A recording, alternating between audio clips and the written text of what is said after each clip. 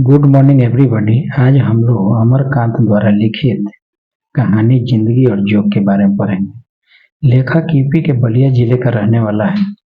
उसने एक सामाजिक यथार्थ पर आधारित कहानी जिंदगी और जोक को लिखा है, जिस कहानी में उसने एक रजुआ की कहानी है जो गरीब है, लाचार है, बेबस है, वंचित है, उपेक्षित है और एक लेखक के मोहल्ले में आ टपकता है।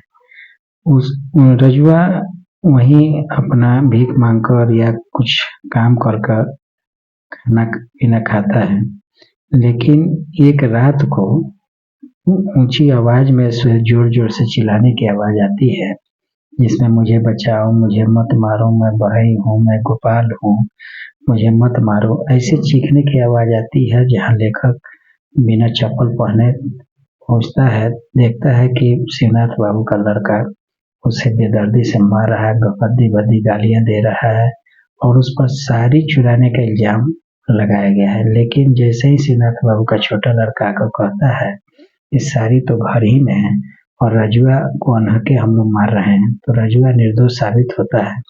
अब इस तरह वो उस गांव में ही रहकर वो मजदूरी करता है, किसी का छोटा मोटा काम कर देता है, खाने के लिए मिल जाता है और उस मोहल्ले में ही चिपका रहता है। इधर शिवनाथ बाबू उसको बुलाते हैं और उसे अपने घर पर ही रहने के लिए कहते हैं और भरपेट खाना भी खिलाएंगे और छोटा मोटा काम कर देने के लिए कहते हैं। वो राजी हो जाता है, लेकिन गांव वाले लोग अभी भी रजुआ को पूरे मोहल्ले का नौकर मानते हैं। रजुआ भी मालिक से चुरा छुपा कर किसी किसी का काम कर दिया करता है। इस तरह से उसकी जिंदगी चल रही है। एक दिन रजुआ जो है पूरे गांव में घुलने जाता है। वहाँ निम्न जाति के महिलाओं को भौजी कहकर पुकारता है और हंसी ठिठोली उनसे करता है।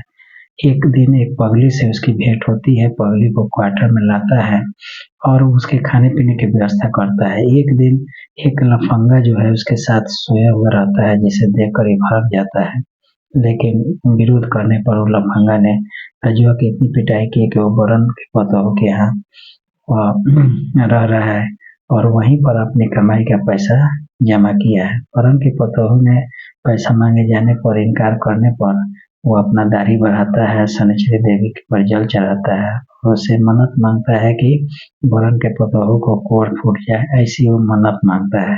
इधर कुछ दिनों के बाद रजुआ को हैजा हो जाता है। गांव वाले समझते हैं कि हैजा की वजह से उसे पूरे मोहल्ले को नुकसान पहुंचा सकता है, इसलिए लेखक ने अस्पताल में फोन कर डॉक्टर को सूचित करते हैं। डॉक्टर गाड़ी भेजते हैं और रजुआ को वहाँ से अस्पताल लेकर चले जाते हैं।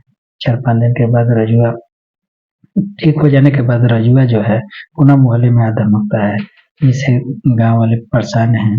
उनका मानना है कि रजुआ इधर ना आए तो अच्छा है, लेकिन रजुआ है जिसका दिल दिमाग मन वहीं उसी मोहल्ले में बसा हुआ है।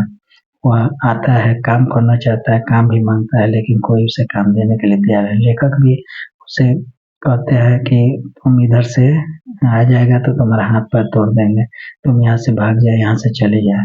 यह कहानी जो है एक ऐसे नौकर की कहानी है जो जिंदगी में मालिक के साथ तो रहता है, लेकिन जब बुरे वक्त आता है तो मालिक और पूरे मोहल्ले और समाज के लोग उसे दुत्कारने लगते हैं। इसी बीच उसको काम नहीं मिलता है, उसकी स्थिति दिन पर दिन खराब होती जाती है, खाने पीने की दिक्कत भी है। ऐसी स्थिति में उसकी अंतिम मृत्यु का जानकर एक कौवा जो है उसके सिर पर आकर बैठ जाता है, जिससे उसे लगता है कि अब मेरा अंतिम समय आ गया है। उसकी मानता है, विश्वास है कि कौवा यदि बैठ जाता है व्यक्ति की मृत्यु निकट आ जाती है। इससे कटने का उपाय, इसे बचने का उपाय है कि अपने रिलेशन में एक पत्र लिख दिया जाए कि रजुआ मर गया है, और यही उसी लड़के से उसने खबर भिजवा दिया मालिक को कि रजुआ मर गया है। यह खबर सुनकर लेखक को काफी शांति मिलती है कि चलो मोहल्ले वालों को रजुआ से मुक्ति मिल गई। लेकिन 4-5-6 दिन के बाद रजुआ पुनः उस मोहल्ले में आता है। यह देखकर लेखक काफ़ी दंग रह जाता है। उसके पहले ही रजुआ कहता है, मालिक उस मैंने ही उस लड़के को भेजा था कि मैं मर गया हूँ, लेकिन गोपाल अभी भी जिंदा है। मेरे साथ ऐसी घटना घटी और उसका उपाय यही था कि मैं अपने रिलेशन में एक पत्र लिख दिया। अब मैं जिंदा हूँ, मालिक एक और पत्र लिख दिए जिससे कि यह लिख दीजिए कि गोपाल अभी मरा नहीं, अभी जिंदा है।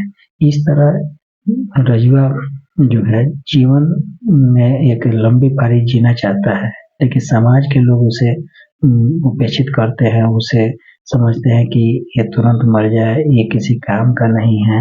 अब वो समाज सेवा भी नहीं कर सकता है, उसके किसी के लिए उपयोगी नहीं रहा, तो उसे उसी तरह मक्खी की तरह निकाल फेंकना चाहते हैं, उसे बाहर करना चाहते हैं।